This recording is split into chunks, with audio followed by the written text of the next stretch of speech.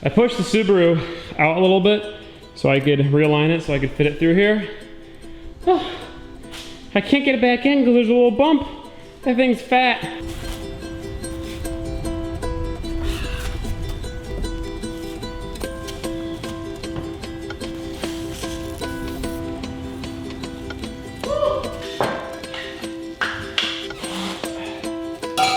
Never thought pushing a car by yourself would be so hard. Well everyone, welcome back to another video. Today we are going to be removing the engine, the EJ205, out of the donor Subaru and tearing it down to see how damaged it really is. If you don't know what's going on with this car, check out the last video, but let's get pretty much straight into it. But before we get into it, I'd like to talk about this video's sponsor, the Ridge.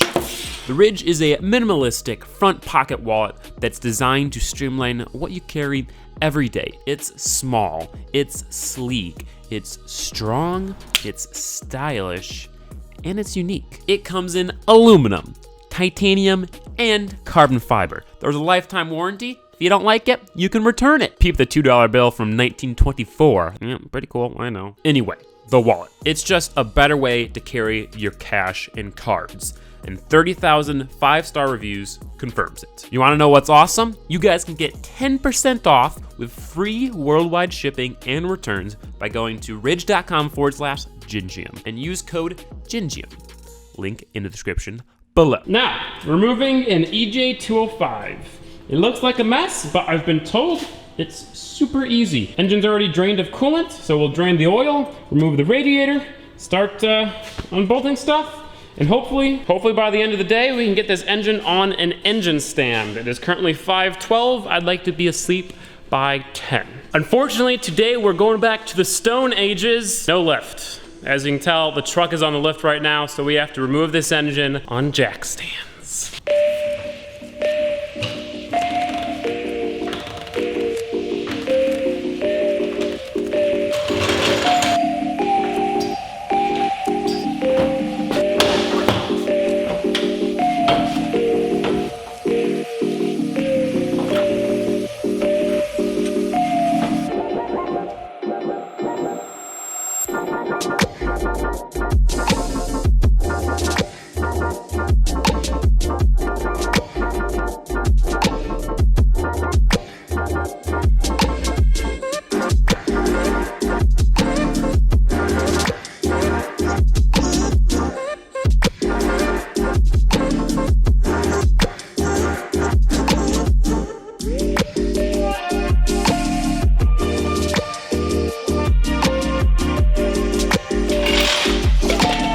And with that, this EJ, I think, is ready to come out. Knock on wood, but it's only been an hour and a half, so. For never having touched a single bolt in the engine bay of a Subaru, it's pretty good. But I'm gonna go ahead and try to yank this thing out now, so wish me luck.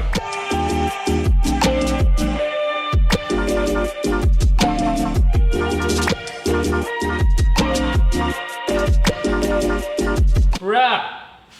It just doesn't want to come off the transmission. Hey!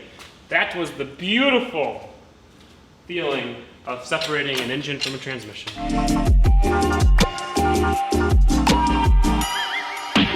So this is the thing that I was struggling with. The throwout bearing is actually attached to the clutch fork, and the clutch fork is attached to the transmission. So I had to separate the clutch fork from the transmission with this big pen in order to get the engine off the trans. So that was just one of those things that I couldn't have known if I didn't research it, and I didn't research it.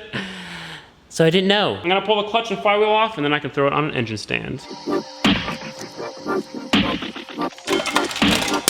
Oh, that's good.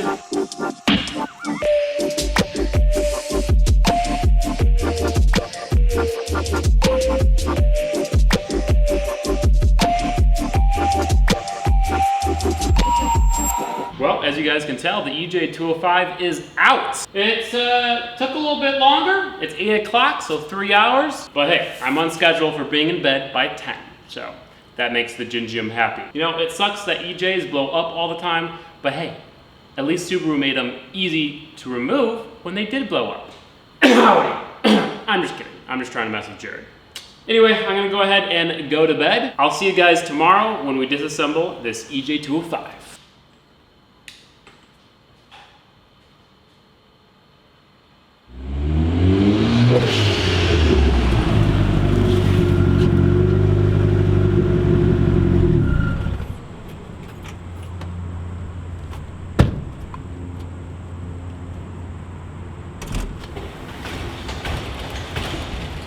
Bruh, this thing has been sitting all night and it still has oil in it.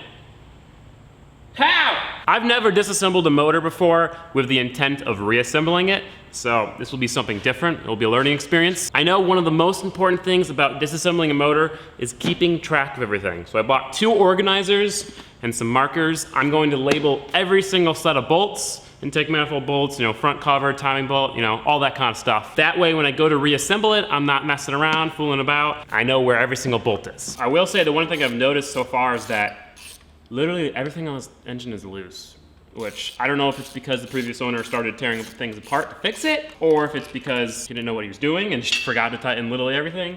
I'm assuming he just purposely tore it apart, but it does make it a little bit easier for me. Power steering foot.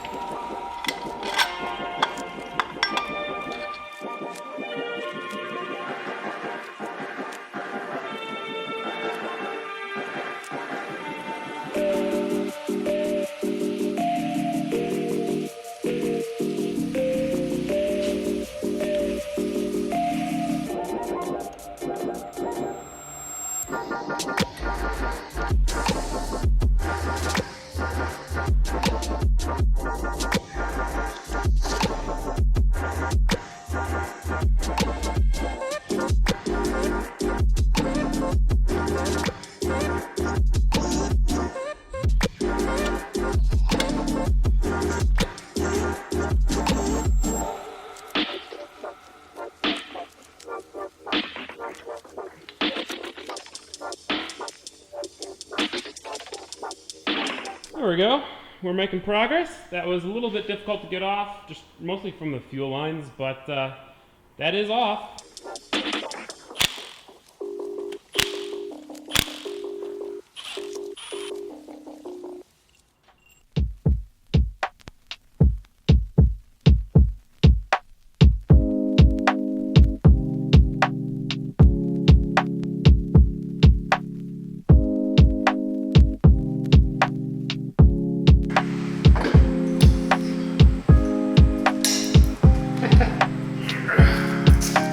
So this is pretty much a long block. I mean, all of the accessories are all off. It's just the block, the heads, the valve covers, the timing stuff. Speaking of which, next step is to take the timing stuff off, and then we can go to each head.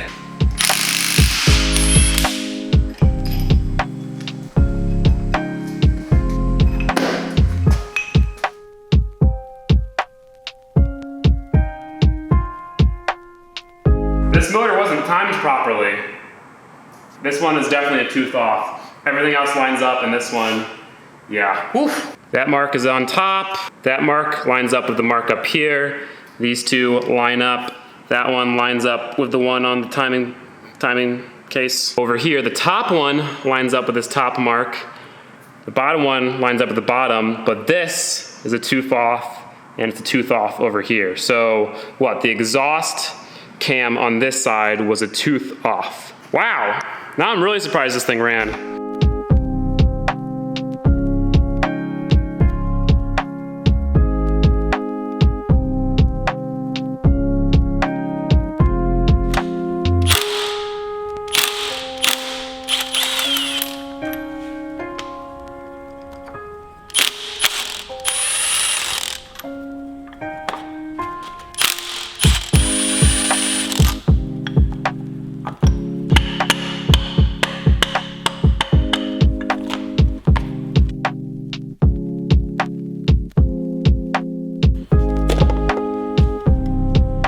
Cams look pretty good.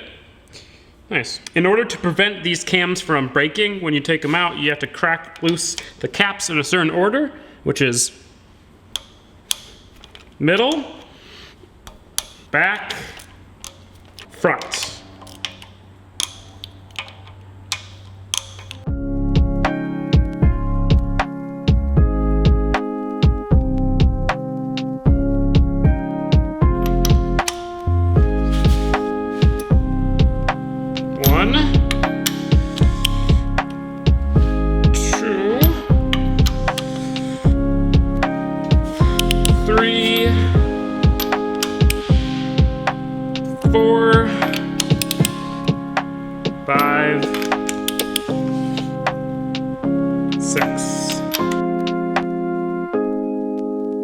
Now before we remove the head, we actually want to reinstall the camshafts so none of these buckets for the lifters get out of place because they're all very specific.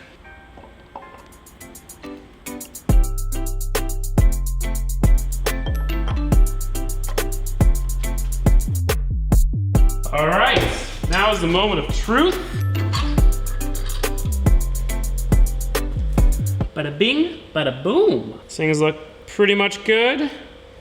Some things are a little concerning, like this head stud that is fully loose.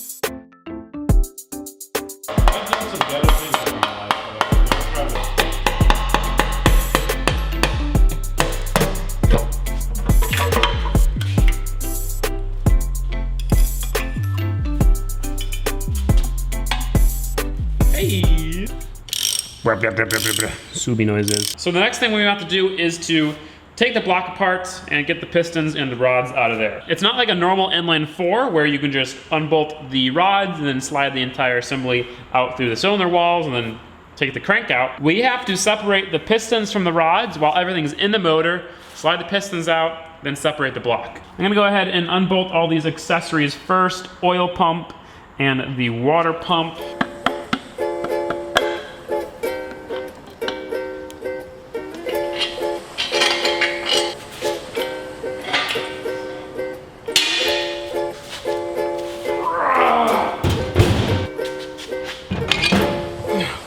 Problems that these are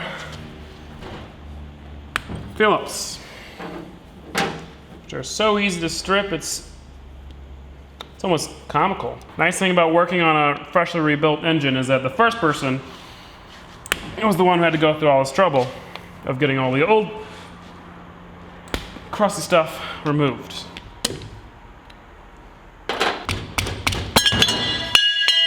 So this is how you actually remove the pistons. This is a hole that allows you to access the pin that holds the piston onto the rod. The last little tool I made broke, so I made another one. This one looks a lot more legit. Heck yeah. That was easy. Oh no. That's right, got it out.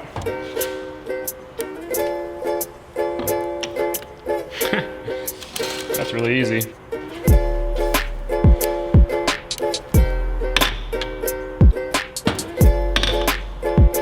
Ta-da! Boom. 1, 2, 3, 4. Out.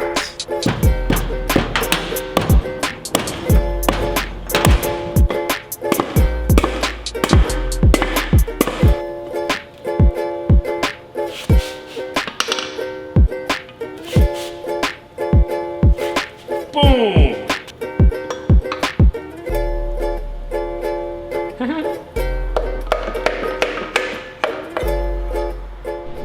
This engine is toast. Or should I say these fancy internals are toast. I didn't notice this, but you can kind of see that nick out of that corner right there. So this piston is toast. Unfortunately, this thing's so light, which is crazy. I'm gonna get the rest of the pistons out real quick. After taking out all the other pistons, looking at everything else, all the pistons are good, the crank's good, the rods are good, but unfortunately that one bad piston kinda ruins it for us. If I wanted to rebuild this motor, I would now need that new block, which I do already have, but that was an expense. I need to get all machined.